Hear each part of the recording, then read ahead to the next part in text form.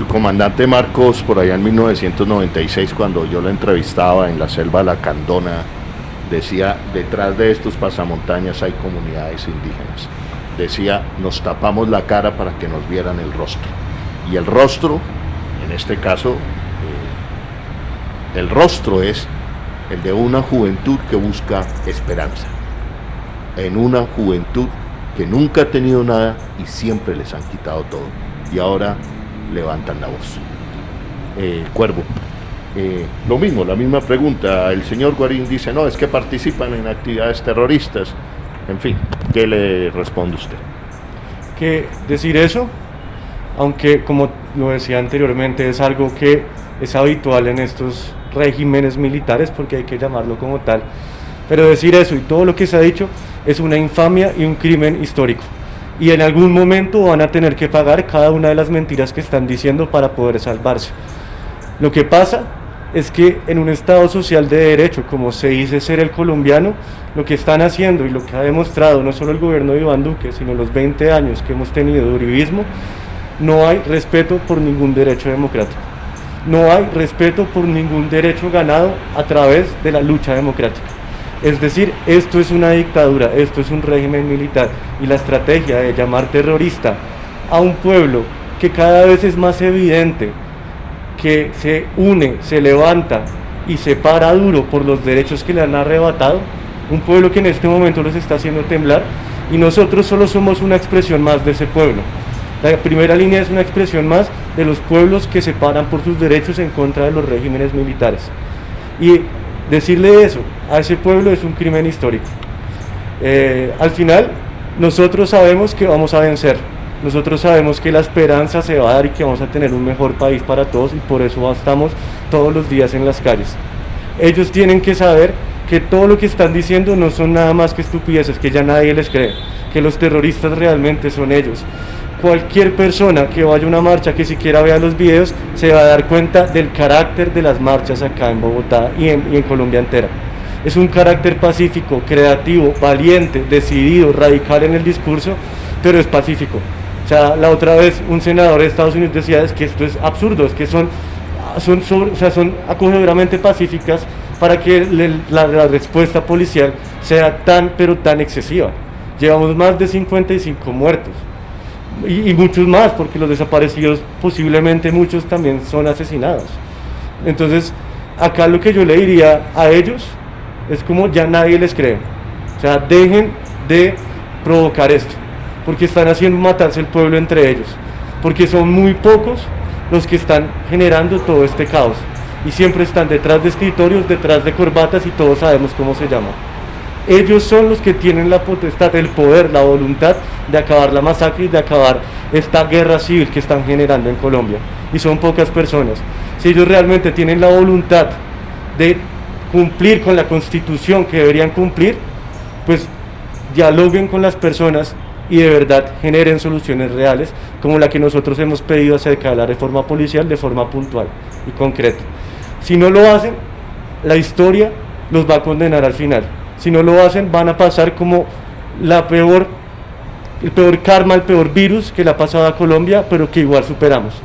Y para las personas, yo solo les digo de nuevo, aquellos que siguen creyendo en ese discurso, les pregunto quiénes son los terroristas, quiénes son los que nos están atemorizando, a quién le tienen miedo de verdad, porque yo veo que todo el mundo le tiene miedo a la policía, al ejército y a todos los que representan estas fuerzas armadas manchadas de sangre.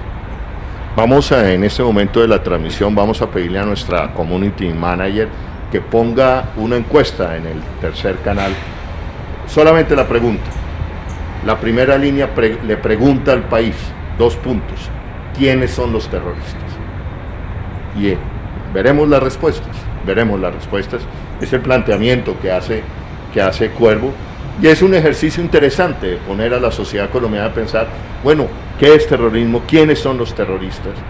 Y aquí vengo y hago la siguiente pregunta. Entonces, bloquean. Entonces dicen, marcha, protesta sí, bloqueo no. ¿Qué responde la primera línea?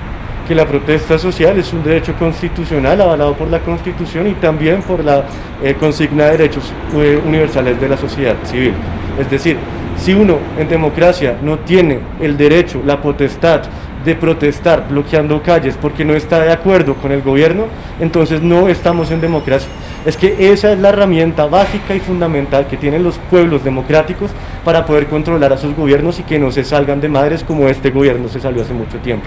Y las protestas tienen que ver con los bloqueos, tienen que ver por dos razones, porque primero es la única forma de realmente generar una presión para que sea escuchado un pueblo que por lo general es ignorado de una u otra forma. Y segundo, porque se necesita que hayan muchas personas para bloquear, es decir, el bloqueo también presupone que hay una mayoría de acuerdo con algo, presupone que también hay una sociedad civil que está de acuerdo o más bien en contra de las políticas de un gobierno. Entonces, para esas personas que creen que bloquear es el real crimen, les digo, el evitar el bloqueo, el asesinar a las personas que bloquean, el criminalizarlas, desaparecerlas, violarlas, mutilarlas, torturarlas, ese es el crimen. Si no tuviéramos esa herramienta, las mujeres no podrían votar en este momento. Si no tuviéramos esta herramienta, muchas poblaciones marginadas no podrían votar en este momento. La jornada laboral sería todavía de 16 horas. O sea, hay que entender por qué se da esto. No solamente juzgar y evaluar según las mentiras superficiales que dicen los medios, sino realmente acercarse y estudiar el problema de fondo. Acá vemos una crisis social que el pueblo está intentando solucionar, porque el gobierno no quiere hacerlo. La misma pregunta, Moab. Sí, porque yo escuchaba, digamos, una campaña en grandes medios, protestas sí, bloqueos no, pero yo puedo entender, digamos, que lo que genera la discusión al interior de la sociedad, el hecho fundante de que se genere la discusión es el bloqueo. Si no hay bloqueo, no se genera la discusión. Si no hay bloqueo, no se genera la controversia. Ahora, podemos discutir, sí, se retira el bloqueo para que pase la ambulancia, sí, se retira, en fin. Pero pretender, porque volveríamos a la ecuación de se protesta por el andén y en silencio. Entonces, lo que quiero decir con esto es que yo puedo entender el bloqueo, pero quiero, ustedes cómo lo explican. De nuevo, lo que decía mi compañero es exactamente lo que está sucediendo y también tiene que ver con incomodar,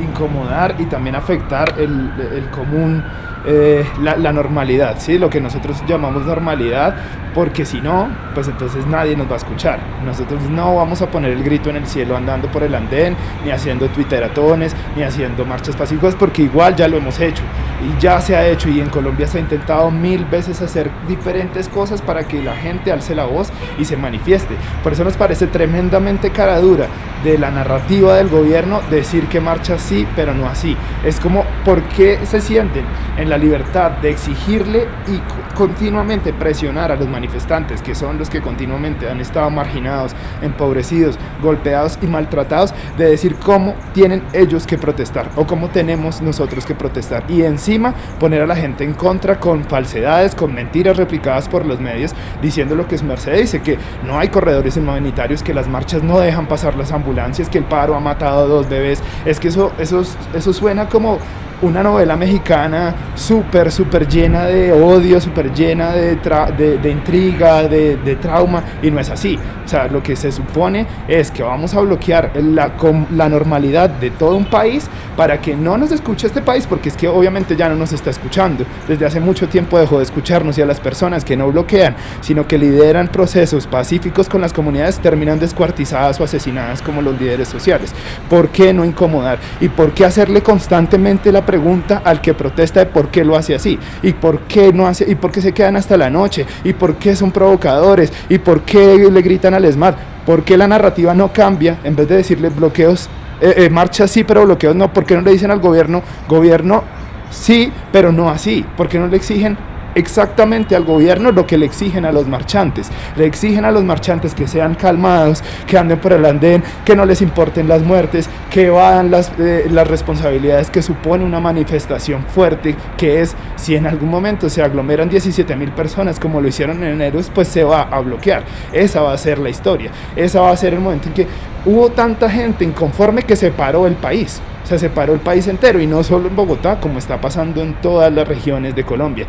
Entonces, al momento de decir que no bloqueemos, nos están diciendo cómo hacer, o sea, nos están dando la ruta de cómo tienen que manifestarse. ¿Y quién la está dando? El mismo gobierno. ¿Por qué? Porque no le conviene en absoluto que se bloqueen las entradas económicas, que tampoco se haga el boicot, porque es que no solo bloqueos a las vías y a la movilidad, se está planteando un boicot contra los medios tradicionales, se está planteando casi que un cambio de modelo de vida. Entonces se pegan del bloqueo de la persona que no puede avanzar para decir, ve cómo son de vándalos, cómo son de bandidos, no dejan pasar a la señora, no dejan pasar a la viejita, pero como en otros momentos los bloqueos económicos existen acá desde hace mucho tiempo. Las personas pobres, las personas marginadas, las comunidades viven en bloqueo económico. Viven en bloqueo constante porque es que no les llega agua, no les llega energía, no les llega nada, y ahí nadie está bloqueando, los bloquea el Estado, los margina el Estado. ¿Por qué a ellos sí no les decimos por qué no desbloquean la desigualdad? ¿Por qué no desbloquean el dolor? ¿Por qué no desbloquean la inequidad? Esto es el momento en que tenemos que empezar a entender que esta es una narrativa dictada desde el gobierno, que los empresarios, los terratenientes le dictan al gobierno, y el gobierno le dice a sus medios para que lo replique con la gente que solo consume medios tradicionales, y lo único que saca de todo este paro es que el paro está matando a la gente, el paro está matando la economía, el paro está matando a los niños y a la gente de hambre, como si hace un mes el país estuviera perfecto, como si hace un año todas las reivindicaciones que se lucharon por el paro del 2019 no fueran casi las mismas. Entonces están diciendo que es ahora que se está afectando todo, que justo ahorita todo se está yendo a la mierda, y no es así, no es así, porque es una narrativa mentirosa, cínica y muy descarada. Cuervo, si usted quiere recibir los contenidos del Tercer Canal, suscríbase, y también ahí donde está la campanita para que lleguen todas las notificaciones de la agenda alternativa. Somos el Tercer Canal, la voz de los que no tienen voz.